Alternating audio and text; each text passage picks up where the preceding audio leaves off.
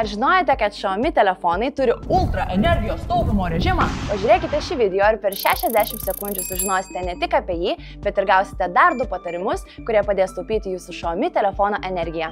Aš bitės profenėja, pradėkime. Ultra energijos taupymo režimas. Šį režimą galėsite įjungti nustatymuose štai čia.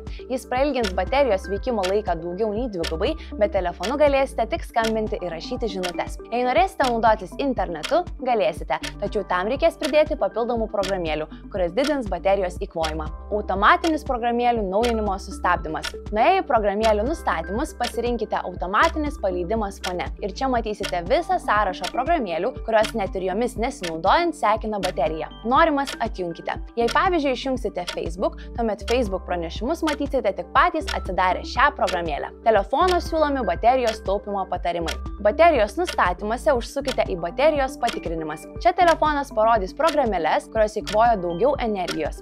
Jas galite pašalinti arba išjungti jau minėtą automatinį paleidimą. Čia taip pat rasite kitų baterijos taupymo patarimų. Patiko šis video, užsukite į bitesprofi.lt ir rasite daugiau patarimų per 60 sekundžių.